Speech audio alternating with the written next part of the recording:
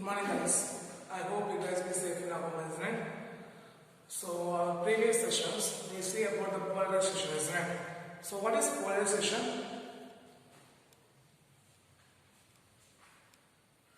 The phenomena of restricting the vibration of light. What is that? The phenomena of restricting the vibration of light in particular direction which will be perpendicular to the direction of propagation.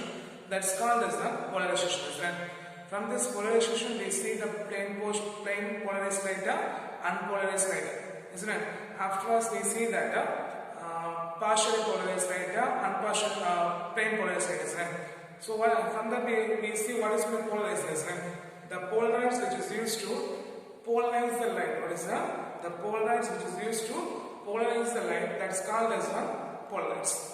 And the polarize is used to analyze whether it is polarized or not polarized is called as an analyzer, isn't it?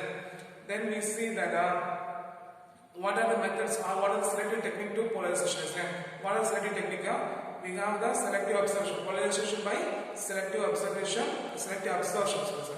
Polarization by selective absorption, polarization by reflection, polarization by double refraction, then polarization by scattering, isn't it? So what are the techniques to make a polarized light? What are the techniques to convert the unpolarized light into polarized light? We have 4 techniques. What are the techniques we have? Polarization by selective absorption, polarization by reflection, polarization by double refraction, then what we say that polarization by scattering. Okay. Then we see use Moore's law, isn't it? So what's Moore's law states that? The Moore's law states that the intensity of a light, what is that? The intensity of a light is directly proportional to square of a cosine of angle between. What is that? Cosine of angle between the transmission axis and the analyzer. Cosine of angle between the transmission axis and the analyzer. So what is Moore's law states that? The Moore's law states that the intensity of a polarizing light, what is that? The intensity of a polarizing light will be directly proportional to. What is that? The intensity of a polarizing light will be directly proportional to square of a, what is it? Square of a cosine of angle between the transmission axis and the analyzer. Isn't it? Then what we see that? Use of polarize, isn't it? Use of polarize, it will be one of important 2-mark question as well as a 3-mark question. Okay. So what is use of polarize? Polarize are used in goggles and cameras, isn't it? To avoid the glare. Then polarize are used in three-dimensional pictures like holography. Then hologram is used to improve the color contrast in oil painting. Then polarize are used to analyze the optical stress. Then polarize will be used. What is that? The polarize will be used in window glasses, which is used to control the intensity of light. And polarize will be used in polarize will be act as a laser beam to read and write the compact text. Then polarize will be used in liquefied crystal display, which means LCD, isn't it? So what are the use of polarize? What are the use of polarize? The polarize are used in, what is that? The polarize are used in goggles and cameras to avoid the light glare. Then polarize will be used in 3-dimensional pictures like holography. Then polarize will be, what is that? Polarize will be used to improve the. So the polarize will be used to improve the color contrast in oil paintings. Then we see that Brewster's law, isn't it? So what is Brewster's law, guys? When a ray of unpolarized light incident on a reflecting surface, what is that? When a ray of unpolarized light incident on the reflecting surface, part of its light will be reflected, parts of its light will be refracted, isn't it? So when it will be fall on a polarized angle, what is that? The angle which is used to polarize the light, that angle is called as a polarized angle. So when a ray of unpolarized light incident on a reflecting surface at polarizing angle, parts of its light will be reflected, parts of its light will be refracted. From that point we see that N is equal to, what is that? N is equal to tan IP. N is equal to tan IP. So the Brewster's law states that, what is that? The Brewster's law states that the tangent of the polarizing angle, what is that? The tangent of the polarizing angle is numerically equal to, What is the tangent of the polarizing angle is numerically equal to the refractive index of a medium. The tangent of the polarizing angle is used to, which is equal to the refractive index of a medium. The angle which is used to polarize the light, that angle is called as a polarizing angle or Brewster's angle. Polarizing angle or Brewster's angle. So these are the part we see in the previous topic, isn't it? So for today's sessions, first we are going to see the first we are going to see the pile of frames. Okay.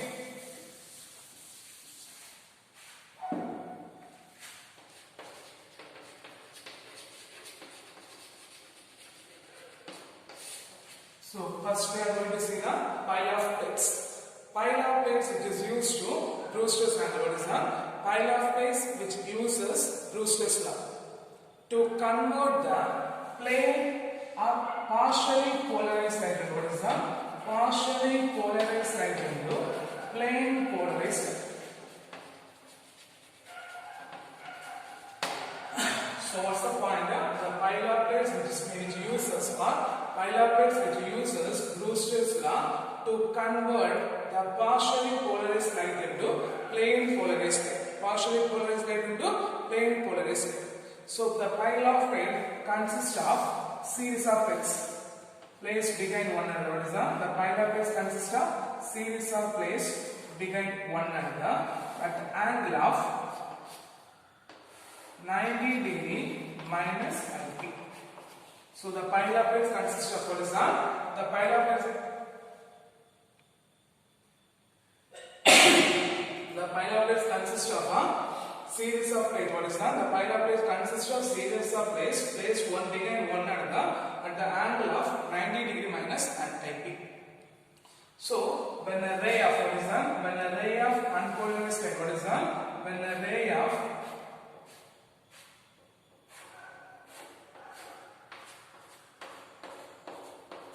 when a ray of unpolarized light, what is that? When a ray of unpolarized light fall on the pile of plates at the angle of IP. At the angle of IP. At the angle of IP. So what happened there? The few vibrations will be take place. What is that? The vibrations will be take place at the parallel plates. What is that? Vibrations will be take place at the parallel plate. So the refractions will be take place.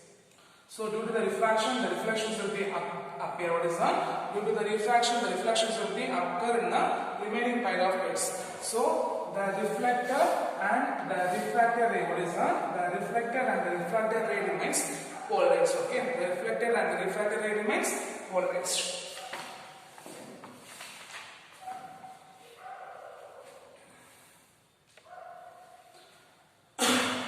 So what's the point now? When the ray of unpolarized light, what is that? When the ray of unpolarized light fall on a pile of plates at the angle of IP. When the ray of unpolarized light fall on a pile of plates at the angle of IP, few of vibrations. What is that? Few of vibrations are the few parallel vibration towards surface. What is that? Few parallel vibration to the surface which gives the refracted ray. So due to the refracted ray, they gives the reflections. Okay. So the reflected and the refracted rays are what is that? The reflected and the refracted rays are plane polarized. The reflected and the refracted rays are found to be polarized. Okay. Clear? So what is my pile of plates? Pile of plates which use of Brewster's law. What is that? The pile of plates which is used of Brewster's law to convert the partially polarized light into plane polarized light. It consists of series of pile plates. What is that? It consists of series of plates behind one another with the angle of 90 degree minus IP. So when the unpolarized light fall on a pile of plates at the angle of IP, few parallel vibrations will be. What is that? Few parallel vibrations will be take place at the surface. So the refractions will be take place. So the refractions will be take place means the light will be travel from one plane to other plane. So the reflections will be upward. So the reflected and the refracted ray will be found to be. What is that? The reflected and the refracted ray will be found to be plane polarized. Okay. The reflected and the refracted ray will be found to be plane polarized. Clear? Clear? So what is pile of plates? What are the point you have to write? Because pile of plates will be one of important 3 mark questions. Okay. From this polarization topic, we can expect 3 mark questions. Okay. Whether it is use of polarized or Brewster's law or pile of plates, then double refractions, nickel prism, they can be expected as a one of the important 3-mark questions. Okay, clear? So what is pile-up plate? Pile-up plate which is used to convert, or pile-up plate which is used is the Brewster's law to convert the partially polarized light into plane polarized light. Partially polarized light into plane polarized light. Here it consists of series of plates placed behind one another with the angle of 90 degree minus IP. So when unpolarized light fall on a pile of plate at the angle of IP, few vibrations stay parallel to the surface. What is that? Few vibrations which will be parallel to the surface, so the refractions will be take place. So whenever the refractions will be take place, the light will be passes from one plate to other plate. So the refractor and refractor, what is that? The refractor and reflector light, what is that? The refractor and reflector ray will be found to be polarized. Okay, the refractor and the reflector light will be found to be polarized. Clear? Clear. The next one is the double refractions. Polarization by, what is the polarization by double refractions?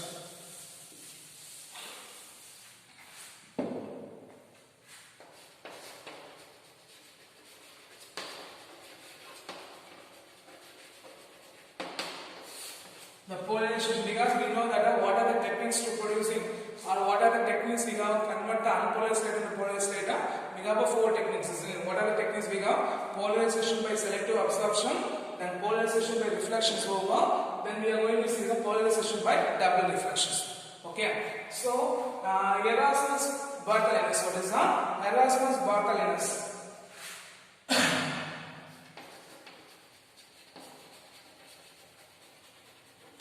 Erasmus Bartholinus is a Danish scientist. Okay, Erasmus Bartholinus is a Danish scientist. He discovered that when an unpolarized light, what is that? When an unpolarized light passes towards the calcite crystals, what is that? When an unpolarized light. So when an unpolarized light passes towards the calcite crystals, two rays will be refracted. So it's called as a, so when it is 2 rays will be refracted means it producing a 2 image will be obtained. So it's called as a double refraction or birefringence. So it's called as a double refractions or birefringence. Okay, so what's the point? Erasmus Bartholinus, a Danish scientist, he find out or he observed that when an unpolarized light passes towards the calcite crystals, what is that? When an unpolarized light passes towards the calcite crystals, 2 rays will be refracted. It producing 2 refracted rays, so the producing 2 image will be obtained. So it's called as a double refractions or birefringes. Okay, birefringes. Clear? Clear. In which the one image will be stationary while rotating the calcite crystals. What is that? While rotating the calcite crystal, one image will be stationary. Okay, and other image will be rotating around that. What is that? One image will be stationary and other image will be rotating around it. So what's the point? While we are rotating the calcite crystal, the one image will be remain stationary, and other image will be rotating around that. So the stationary image, what is that? The stationary image produced by the ordinary ray. What is that? The stationary image produced by the ordinary ray which obeys the law of refractions. The stationary image produced by the ordinary ray which obeys the law of refractions, and the rotating image produced by the extraordinary ray. What is the extraordinary ray which doesn't obey the law of refraction? Which doesn't obey the law of refraction, so it will be plane polarized light. It will be plane polarized light. Clear? Clear? So what is the point of when a ray of unpolarized rays passes towards the calcite crystals, 2 refracted light will be produced. So it will obtain 2 images. It's called as a double refractions or birefringence. While rotating the calcite crystal, one image will be stationary and other image will be rotating around and stationary and other image will be rotating around on it. So the stationary image produced by the ordinary ray which obeys the law of refractions, and the rotating image produced by the extraordinary ray which doesn't obey the law of refraction, so it's producing a plane polarized light. Okay, for the stationary image, what is that? For ordinary ray which producing a spherical waveform, what is that? The ordinary ray which produce the, what is that? The ordinary ray which produce the, for inside the point source, or the ordinary ray producing the spherical waveform, and external ray producing a elliptical waveform. Inside a point source, what is that? Inside a point source, the ordinary ray producing, what is that? The inside a point source, the ordinary ray producing a spherical waveform and external ray producing a elliptical waveform. Okay, and most important point, the ordinary ray travel with the same velocity in all direction, and external ray travel with a different velocity in all direction. Okay, inside the crystal in which the both the ray will be travel with the same velocity in same direction, that point is called as the optic axis. The point is called as the optic axis. So what is optic axis? Inside the crystal, what is that? Inside the crystal there is a travel, there is a particular direction. What is that? Inside the crystal there will be a particular direction, both the way travel with the same velocity. The point is called as the optic axis. Along the axis, the refractive index, what is that? Along the optic axis, the refractive index for both the ordinary and refracted ray also differ. Okay, so there will be no other, if it is, what is that? Along the optical axis, the refractive index will be both the ordinary and the external ray will be same. So there will be no double refractions along the axis. There will be no double refractions along the axis. Okay, clear? Clear. So what are the point we see in double refraction? Erasmus Bartholinus is a Danish physicist. He observed that when an unpolarized light passes towards the calcium crystals, two refracted rays will be produced. So producing two images. So this phenomenon is called as double refractions or birefringence. What is that? Birefringence, in which when the calcium crystals are rotated, one image will be stationary, other image will be rotating around on it. Thus, the stationary image will be produced by the ordinary ray which obeys the law of refractions. What is that? Which obey the law of refraction. At the same time, the external ray, the rotating image produced by the external ray which doesn't obey the law of refraction, so it will be producing a plane polarized light. Inside the point source, the ordinary ray producing a spherical waveform, external ray producing a elliptical waveform. So the ordinary ray travel in all velocity, travel in same velocity in all direction. At the same time, the external ray travel with different velocity in all direction. And one point, inside the crystal, what is that? Inside the crystal, for a particular direction, both the ray will be, both the ordinary and external ray travel with the same velocity. That point is called as an optic axis. That point, the refractive index will be same for both the rays, so there will be no double refractions will be take place. Okay, so based on the double refractions or based on the optic axis, the crystals will be classified as two types. Okay, the crystals will be classified as two types. One is the uniaxial crystal. What is that? One is the uniaxial crystal. Other one is the biaxial crystal. What is that? Based on the optic axis. What is that? Based on the optic axis, the crystals will be classified as two types. One is the uniaxial, other one is the biaxial. Okay. Quartz, calcite, tourmaline. For these crystals, they having a one optic axis. They having a one optic axis. So this crystal is called as a uniaxial crystals. This is called as a uniaxial crystals. What are the crystals? Quartz, calcite, tourmaline. They having a only one optic axis. So it's called as a uniaxial crystals. At the same time, the crystals like the mica, topaz, salite, they having a two optic axis. What is that? They having a two optic axis. So it's called as a biaxial crystal. So it's called as a biaxial crystals.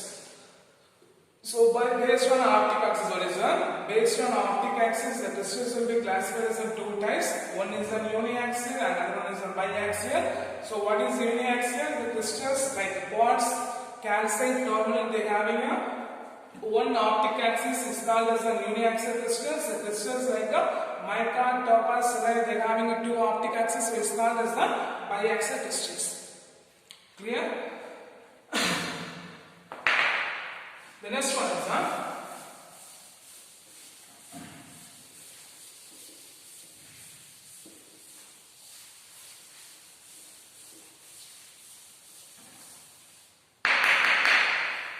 nickel crystal. The next one is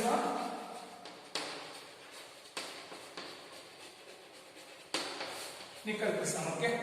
So nickel prism is the optical device which is used to form many optical instruments.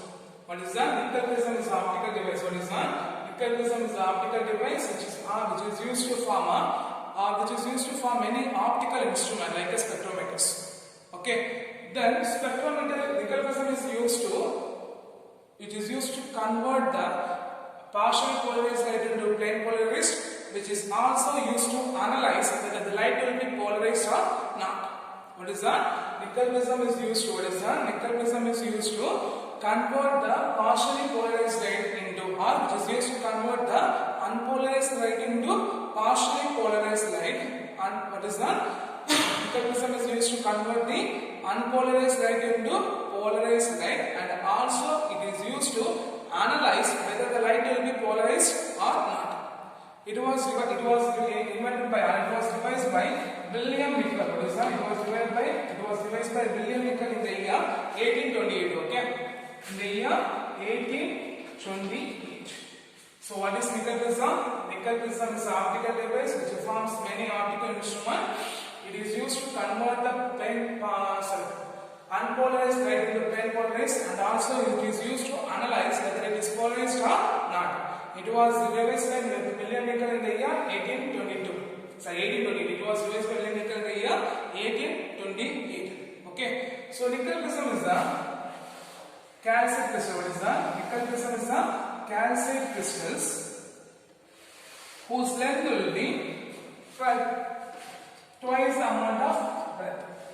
What is that? Whose length will be, whose length is 3 times of its breadth, having an angle of 72 degree and 108 degree. Having an angle of 72 degree and 108 degree. So nickel prism is a calcite crystal. What is that? Nickel prism is a calcite crystals whose length will be 3 times of its breadth. What is that? Whose length will be 3 times of its breadth. Okay, whose length will be 3 times of its breadth. It having an angle of 72 degree and 108 degree. Based on its diagonal, it will be cut into 2 halves. And the diagonal it will be cut into 2 halves, and it will be pasted by Canada Plaza. It will be pasted by Canada Plaza. Okay, it will be pasted by Canada Plaza. So what's the point? Nickel prism is a calcite crystal whose length will be 3 times of its breadth, having an angle of 72 degree and 108 degree. It will be cut into 2 halves based on diagonals. What is that? It will be cut into 2 halves based on the diagonals, and it will be pasted by Canada Plaza. So when a ray of light, what is that? When a ray of light incident on the, when a ray of unpolarized light, or when a monochromatic ray of light or monochromatic sodium light, what is that? Monochromatic sodium light incident on a nickel prism, the ordinary ray and external ray will be produced. Ordinary ray and external ray, because double refractions will be take place. So it producing double refractions will be take place. So ordinary ray and external ray will be produced. Okay, so for the refractive index, because it's a monochromatic sodium light, so the refractive index of ordinary ray, what is that? The refractive index of ordinary ray 1.658. The 1.658, and for its external ray 1.486. 1.486, and the refractive index of a Canada Plaza will be, the refractive index of a Canada Plaza will be 1.523. Okay, so this is the refractive index for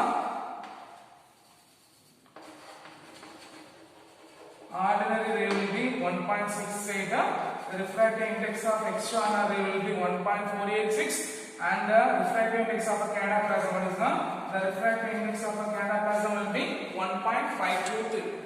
Okay, so when a ray of light incident, what is the, when a ray of light incident or when a ray of monochromatic sodium light incident in the nickel prism, double refractions will take place. So it producing an ordinary ray and also the external ray, in which the ordinary ray will be totally internally reflected by, what is the ordinary ray will be totally internally reflected by the cataplasm, so it will be completely reflected towards it.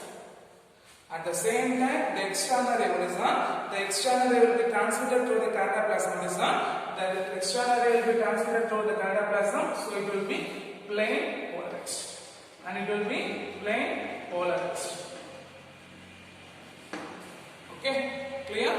So the ordinary ray will be, what is the ordinary will be completely transmitted or completely totally internally reflected towards the surface, and the external ray will be passes transmitted through the cataplasm, and it will be plane polarized. It will be plane polarized. So while you are studying nickel prism, what are the point you have to remember means, first point, nickel prism is an optical device which forms many optical instruments. It is used to convert the unpolarized light into polarized light, and also it is used to analyze it. Okay, then it works on the principle, or the construction of a nickel prism is based on, what is the construction of a nickel prism is based on double refraction. The construction of a nickel prism is based on double refraction, in which it consists of calcium crystals whose length will be 3 times of its breadth, having an angle of 72 degree and 108 degree. It is cut into 2 halves based on diagrams, and it will be pasted by cataplasm. When a monochromatic sodium of light, when a monochromatic sodium light incident on the calcium crystals, the refractive index for the ordinary ray will be 1.658, external ray will be 1.486, and cataplasm will be 1.523. So when a ray will be incident on the calcium crystals, double refractions will be take place. One will be ordinary, other will be external. The ordinary ray will be totally internally reflected towards the surface, and external ray will be transmitted to the cataplasm, and it will be plane polarized. It will be plane polarized. Okay. Then what are the drawbacks of a nickel prism? Okay. It will be the first point. It cost of because the cost of a nickel prism will be because due to the scarcity of the calcium crystals, it will be very costly. So what are the drawbacks of a nickel prism? It will be very costly due to the scarcity of a calcium crystals. Second point, due to the external ray will be oblique. What is that? Due to the external ray passes through the cataplasm, the emergent ray will be always displaced a little one side. The emergent ray will be always displaced a little one side. The emergent ray will be always displaced. What is that? Because the external ray will be passes towards the cataplasm, so the emergent ray will be always displaced towards the one side. Okay. Then the effective field. What is that? The effective field will be because the ray emitted from or the ray reflected towards the nickel prism will be very quiet. Very quiet means very limited. It will be very limited. Okay. The last point, the light emerging out of it, it's not sufficiently plane polarized. Okay. What is that? The light emitting from the the light emitting from the nickel prism is not sufficiently plane polarized. It's not sufficiently plane polarized. So what are the drawbacks of a nickel prism? It will be very cost due to the scarcity of the calcium crystals, and the emergent ray, what is that? The emergent ray will be always displaced towards the one side. It will be in the third point, the effective field of view. What is that? The effective field of view, because when we are doing the experiment, I'll explain, because when the ray will be passes towards the nickel prism, only two sides will, when the view of the emergent ray will be very limited. Okay. Then that last point, the light emerging out of it. What is that? The light emerging out of it very sufficiently plane polarized. Okay. Very sufficiently plane polarized. So this is that method will be over. The polarization by double refractions will be over. Then last one, the polarization by scattering. What's the last one? The polarization by scattering.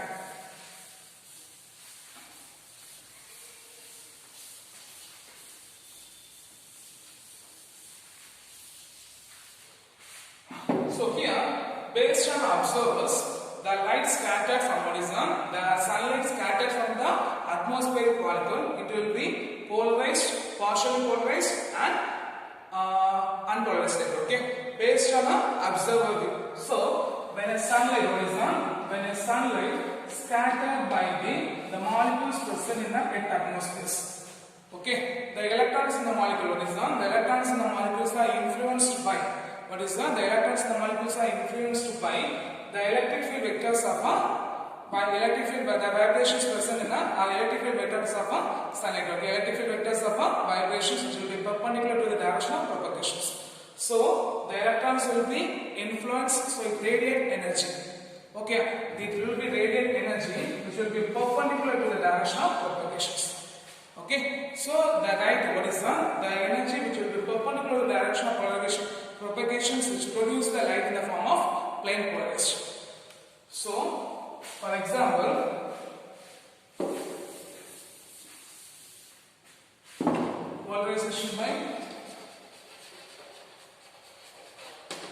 scattering in which sunlight, okay, when an unpolarized light, when an unpolarized sunlight passes towards the earth atmospheres, so the molecules in the electrons present in the atmospheric molecules are influenced by the vibration of electric field vector present in the unpolarized light. So this will be atom or the molecule of atmospheres. So the electron present in the molecules due to the electric field vector, it will be vibrator, radiant energy perpendicular to the direction of propagations. Perpendicular to the direction of propagations. So the line which will be moving perpendicular to the direction of propagation, this will be polarized light. It will be polarized light. At the same time, the light reflected partially move towards the observer, it will be partially polarized light. Okay, and the light which will be travel along the direction of propagation, this will be unpolarized light. So the light, the radiant energy which will be perpendicular to the direction of propagation in the form of polarized light. Okay, clear? Clear. So what are the techniques we are using here? Scattering by selective absorption, so polarization by selective absorption, polarization by reflection, polarization by double diffraction, polarization by scattering. For polarization by scattering, only this much is there. Then polarization by double diffractions, we see that nickel prism. Then polarization by reflections, we have to learn the Brewster's law, pile of plates, use of polarized, that parts we learn. Then polarization by selective absorptions, we learn that part. What's the part we learn? The polyvinyl alcohol and chlorine iodine sulfate. These are the parts which is used to absorbing or selecting the material to transmit the partial light. Okay, clear? So I hope you understand this session and you must be learned clearly. And for this session, what are the questions you have to learn? Nickel prism, double diffractions, pile of plate, then polarization by scattering. Clear? Thank you.